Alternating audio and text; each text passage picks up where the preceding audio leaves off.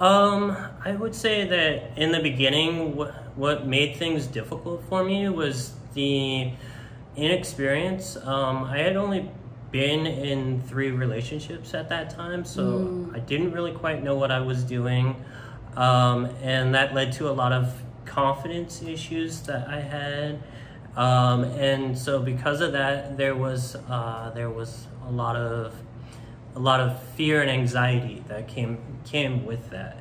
Gotcha. So I asked her. I said, well, if you want to race sometime, give me your number and I'll hit you up next time I go out running. And there it was. I had her number. I went back to the hotel, and I was texting her at the hotel, and then we got orders to stay there another week, so I told her, and I was like, hey, I'm here for another week. You know of a place around here that you wanna go meet up and go have a race. So she came out for June. For all of June, she was here. She was here with me, and yeah, it was just, we immediately, as soon as she got here, that connection was so easy. We immediately reconnected right where we were in Japan, and yeah, it just, after a week, it just kept progressing, and I dropped that big L bomb. L bomb. I love that. So you guys, this is a true story of making long distance work, but also if you're a traveler, that it's possible. But when I get home, I'm gonna go find a dating coach. I'm ready. It's an aspect of life that I want to improve, and that's kind of how you get better at anything in life. You go find the teacher, the master that knows it, But I wanted to find someone that was real.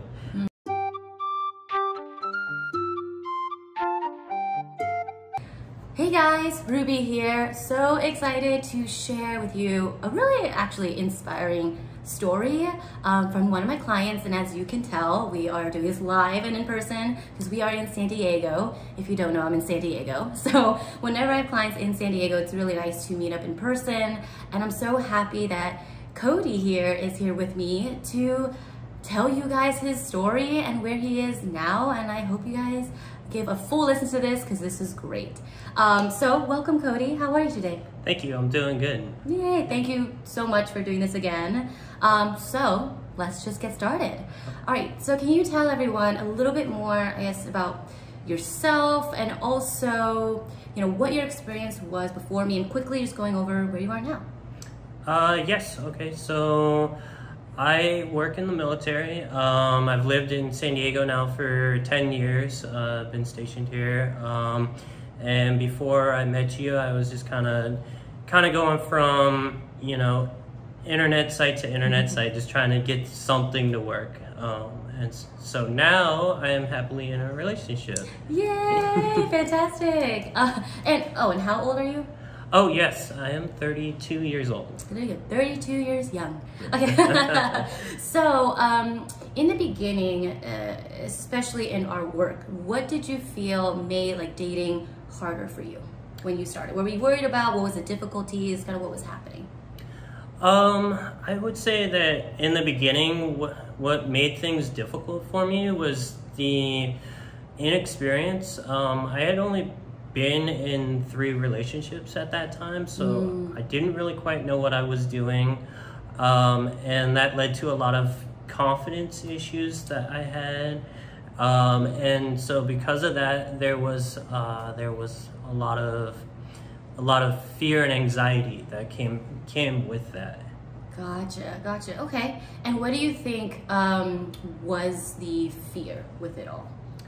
I think the fear was, well, one, it was just mental. It was like my own thoughts in my own head. But it was all driven from rejection, right? That's like the number one answer for everyone. Right. So, right. No one likes to be rejected. It is not fun, guys. So with that, it's a lot of I guess you'd say a lot of internal obstacles that you were going through, but it didn't help with your past experiences because you were trying. But I remember you tried before. It's not like you were sitting there not knowing what to do. You're like, you actually actively got out there, tried to date, but things just like weren't working out.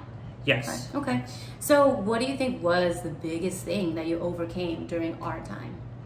I think the biggest thing that I overcame was that confidence and that fear of rejection. And I definitely owe that to you and the training that we did together. Yeah. Okay. And I mean, I guess tell them more about that. What was it, I guess, like giving a summary of how I work? Was it the strategies? Was it the practice? Was it, I know people sometimes say it's my style of coaching. I would push you in certain ways. Was it the homework? What was it that you think really helped build your confidence and alleviate that kind of fear? Yeah, so I think what really was your style of coaching.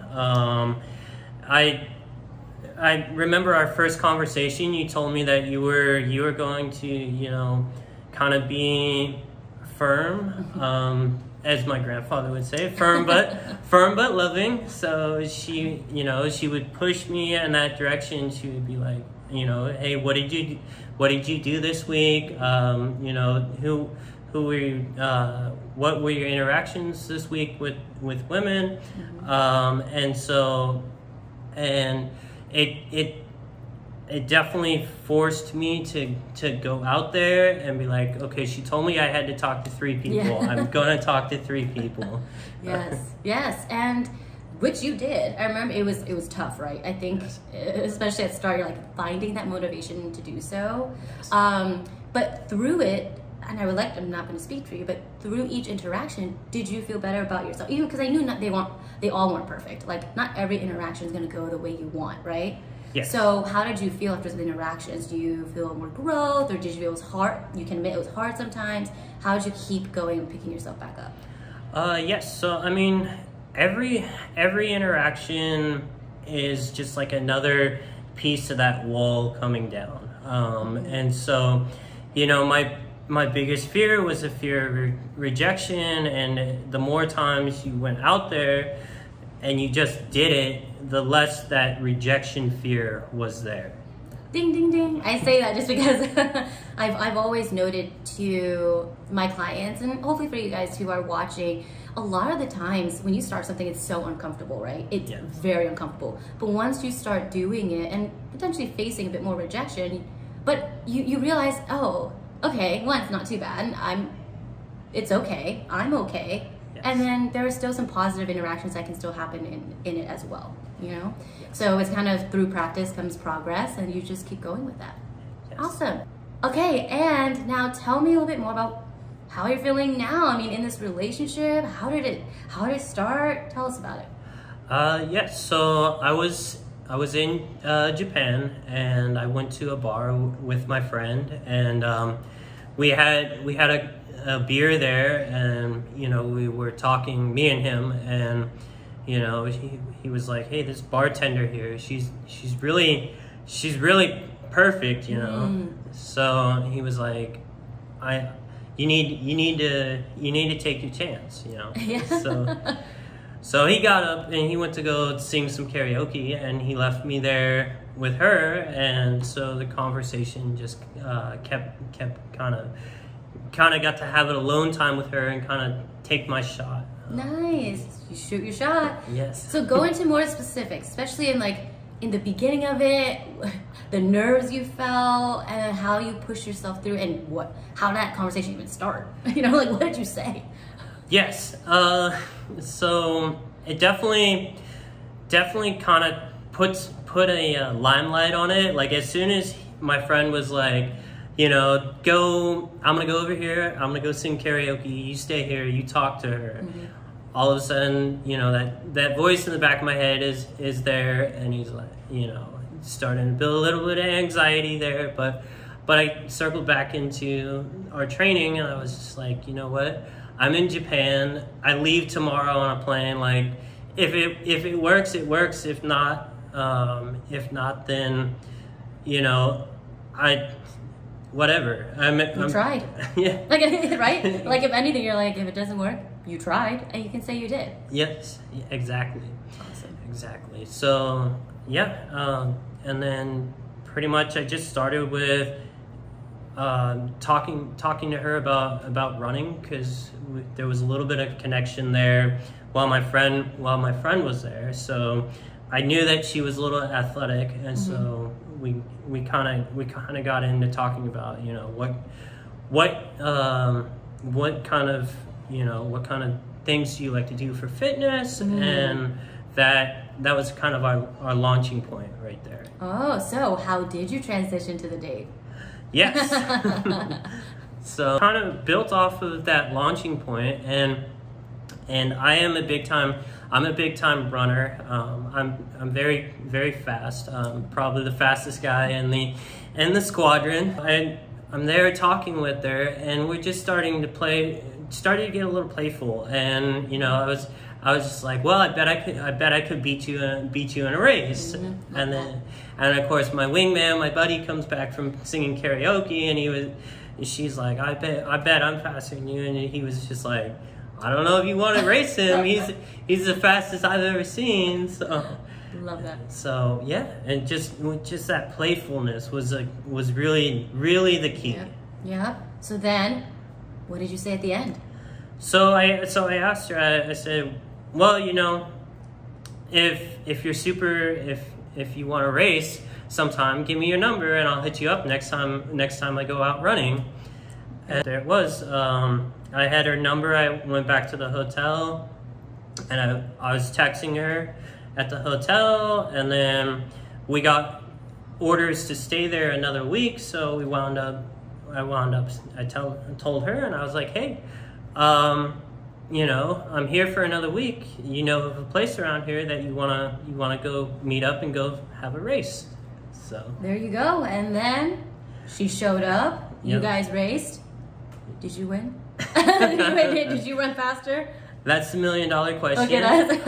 Okay, so it wound up not being a race that I wanted. She immediately asked me, so do you run marathons? And I was like, you know, I'm a big macho guy, so I'm like, no, I can't say no here. I gotta say yes. So I was like, of course I run marathons. So who doesn't run marathons? Oh my god, that's hilarious. Okay. So it became a marathon. So was it distance? Yes. Distance. I see. We went running for like 3.5 hours. Oh my god. Oh jeez. I can't even think of that. Okay. Wow. What a meeting. What a meeting at first, and then what a great first date. And I really want to emphasize at this point the use of a connection, which is your athleticism, liking to run. You obviously heard that and kind of like, you know, took that and ran with it, literally, but also. But then also there's that playfulness. That is key. That is key, guys, to not be afraid to be playful. And when I say playful, that also means it's kind of like poking fun at either yourself or them. You're like, I can beat you in this. You know, like that's playfulness. It's not putting them down at all. If they say that's what she enjoys, that's a really great use of it. And I think it's more motivating and you have to follow through with the date. And you made that become a date. Yes. You know? So I think it gave more of a reason probably for her to, well, make sure you lose in whichever way. Great. And just to clarify, because I don't think this was said in the beginning, what was like the first line you said to her? Really, I kind of just knew that she was into fitness, so I just said, you know, what type of fitness are you? What type of fitness are you into? Gotcha. I'm an adventurous person. I like to go running. Gotcha. There you go. Yeah. There you go. Use that connection, and also you stated something about yourself, which is good. Like that's how she can relate to you. Yes. Awesome. Now, just walk us through how the relationship is going. I know you two are big travelers, and I want you to speak on that because I have a lot of clients who love to travel as well, and hope to find somebody where you kind of, I don't say travel the world, but it is, you know, here and there. So I'm assuming people are here you met in Japan, so they're like, how does that work? How did it happen? So just go through a quick summary of kind of from Japan, how it went from there for you guys, and building that relationship. Yeah. So It's obviously more of a long distance relationship because she lives in Japan. I live here in America. And so after that extended week, I went back home, and we had about a month and a half where we were just really connecting via text message and video chats and stuff like that. And it still felt like really easy to talk with her, and the conversations just kept going on and on. And we would look down and like 4 hours had passed, you know, and it's just like, okay, this is awesome. Yep. So I asked her, I said, hey, I know you're a big traveler. Would you ever be interested in coming to San Diego? Yeah. And I know you have family over here. She said, yeah, I'll come. So she came out for June. For all of June, she was here. She was here with me. And yeah, it was just, we immediately, as soon as she got here, you know, that connection was so easy. We immediately reconnected right where we were in Japan. And yeah, it just, you know, after a week, it just kept progressing, and I dropped that big L bomb. The L bomb. Oh, it's amazing.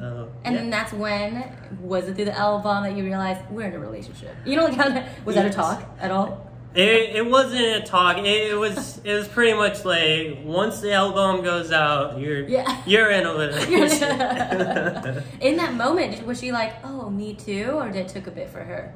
No, it was just like instantaneous. Like she, you know, you could feel it, and she immediately was just like, you know, I love you too, and I was just like, wow, this is it. This is it. This is it. And then now I assume you're gonna do long distance for a bit. How are you guys making that work? Like your own schedules and travel schedules, you know, as of now, you know, how's that working? Yeah. So it's working really well, because it just really comes down to basically communication, and it's such key in any relationship, but a long distance relationship is when you only have communication. You have to have that strong communication. So we make time for each other, which is, you know, hard because she lives on the other side of the world. So, but it's doable. I wake up in the morning. I have about an hour before I have to go to work. So I call her and I'm talking to her over the phone while I'm eating my breakfast, and then before I'm going to bed, she's going on her lunch break. So she's spending an hour on the phone talking to me, and then on the weekends we both have time off. So we're spending basically all day Skyping each other and virtual dates. Yeah, exactly. Awesome. And sending, sending photos of, hey, this is what I'm doing, you know. I just took a big road trip, and the whole time I had her on the phone. I was sending her pictures, so it was like she was in the car with me without being in the car with me. I love that. And then what I do like, because I know this bit already, but you always have kind of your next travel with her. Yes. There's always a plan. You know, with long distance, you have to make a plan to see each other again. Absolutely. Right? Which is actually coming up. I think where are you going in? Yes. So we're actually going to the Philippines. Nice. We're actually leaving this weekend. She's gonna fly from Japan and meet me there, and I'm gonna fly from here and meet her there, and we're gonna do a bunch of island hopping together. So fun. Yes. I love that. I love that. So you guys, this is a true story of making long distance work. But also, if you're a traveler, that it's possible. 100%. And it doesn't need to be someone also like, oh, they have to be in the States. You know, I've heard of it when you meet people who live in another country. It's still possible to make that long distance work too. You just have to have a plan and communicate. Yes. And immerse each other in each other's lives, even if it's like virtually, you know? Yes. Okay. Well, thank you for sharing that story. You seem, I mean, I've seen him before, guys, but like, his energy is so different than probably the last time I've seen him. What would you say, before we move on to kind of the last questions here, but what would you say, like, you two share you love so much? Besides, you know, you're adventurers, you travel, but what is it about that connection? You know, what is it that you both love or you love about each other that you have? It's just so many commonalities that we have. One of the homework assignments that we did was, you know, we had to highlight ourselves, our attractive traits, and then we had to highlight the attractive traits that we're looking for in a woman.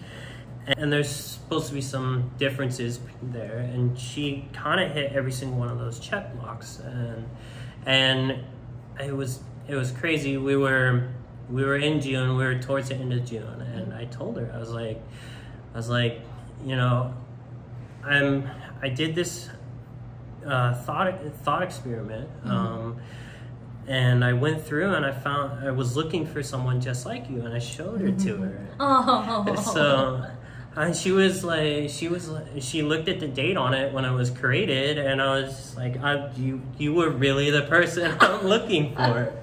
Oh my gosh. So literally everything. Yeah. She checkmarked everything. Yes. That you basically listed. You can't even tell me probably top 3. You're like, Ruby, we made this list. She's that. Yes. You want to review that. That is amazing. And I assume, of course, she feels that same way about you, or else I wouldn't be there. So you were able to figure out what makes you attractive, but took that and compare it to who you want and kind of match that and attracted her. Yes. As the right kind of person that's like that too, that would like you, there's a whole strategy, obviously, we kind of did in order to attract that kind of person, but also keep her, you know? Yes. So awesome, exciting. I'm so happy for you again. Okay, so let's shoot back now, kind of like, I guess, to the beginning before you said yes to date coaching and working with me. Yes. 2 points where most people feel a little stuck on with date coaching. And one is it can feel shameful to get help in dating. You know, it's not like, you know, fitness or health or anything. But people are a little bit more hesitant to do that. It can feel like a shameful topic, but also that, and also that it's a heavy investment. Yes. You know that. So can you speak to those 2 points? And if you all felt the shame, and if not, what would you say to the viewers? But also, what made you in the beginning be like, you know what? Yeah, it's a heavy investment, but I'm gonna do it. So my big turning point and what drove me towards coaching was basically I was on deployment, and there's a lot of downtime, and so I was sitting there and I was thinking to myself, and I was just like, you know, everything is going really well in my life, but if there was one thing that I could just get a little bit of help on, it is just figuring this dating thing out.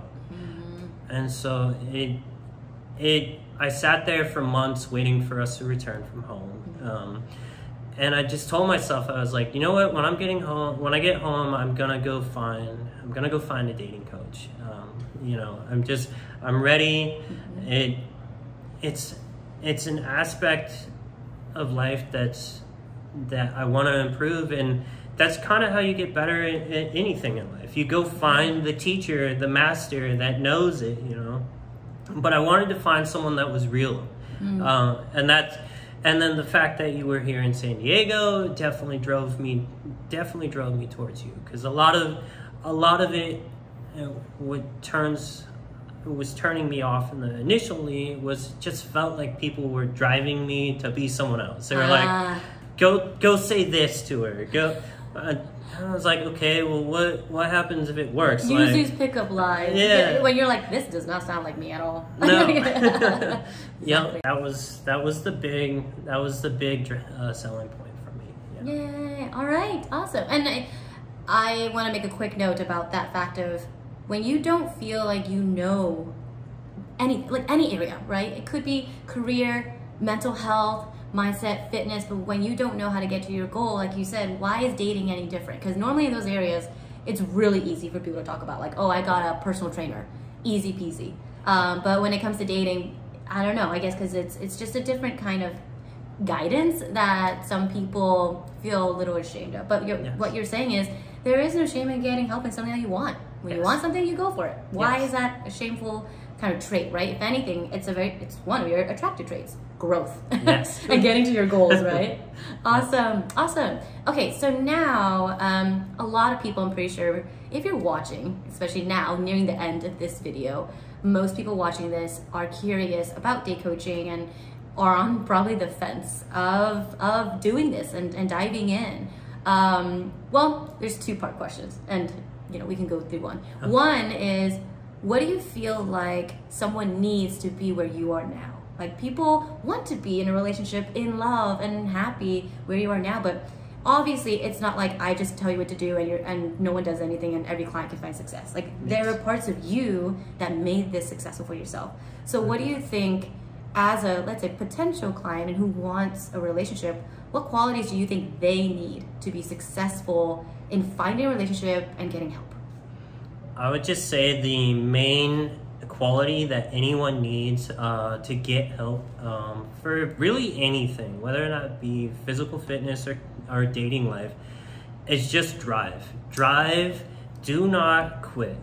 It's gonna get hard, it's gonna get uncomfortable, and that's because it's all new, and that's when you know it's working, is when it's uncomfortable. Exactly. And especially the drive, even through, as you know, even if I'm by your side, it's not easy, guys. Like, I don't just come in here and then you get a girlfriend in front of your door. Like, it just doesn't happen. But I'm there to push you and support you in that. Yes. Right? Yes. Okay, I love that. They're dry. So now, last kind of bit here. Like I said, most guys who are watching this are kind of on the fence. What would you say to them? Those that are kind of hindering, wondering if they should do this, what would you say to them? I would tell you to just take the dive. Just try it. Go out there. It is so worth it to be where you're. The only way I can see it is it's kind of like when you're a parent. And your parents teaching you to ride a bike, right? And you're starting to ride that bike and it's working, and it's kind of like an outer body experience in the back of your mind. You're just like, this is working, and it feels so good. So it's worth it. It's worth the dive. Yeah, I would suggest it to all of my friends. It really is amazing. Oh, thank you. Take the dive, guys. And I love that analogy, riding a bike. My gosh, that's a good one. Because, it's scary, right? At first, you might fall, definitely get some scratches, but you get back on the bike if you want it that bad, Yes. Now, biking may be different. Some people we don't need to ride a bike that much ever. But, but it is the same because you have the desire to do it. Someone's there to teach you, normally first a parent in that analogy, but in this case, I guess it sounds funny to say, if I am that parent telling you how to balance, how to ride this, try again, get back up, and with anything like riding a bike, it's mindset too. Yes. Right? Because it hurts when you fall, and and you don't want to do it again many times. I know, for me as a kid, it took me a while because I hated falling and it really hurt. So, but you have to take your time into knowing why you want something in the first place and then getting back up. Yes. Awesome. All right. Wow, guys, I hope you enjoyed that story. Really inspiring, and I hope you can see, he is a true, real example of finding that someone that only in the beginning, like, you imagined. We both imagined, I can never sit here, guys, and tell you, oh, I can guarantee you I'll find that girl. I can't. That'd be amazing if I could, but I can't. But the fact that we definitely started and you listed this person out, we can only imagine, and here she is. And you guys are living the life that you want, traveling together. So thank you so much, Cody, for being here. Thank you for sharing the story with them. I hope you guys enjoyed, and if you want to be in the place where he is, just sign up for the free call with me. That's where he started. We'll see if we're a good fit, and we'll take it from there. But otherwise, guys, thank you so much for watching this, and I hope you have a great one. Bye.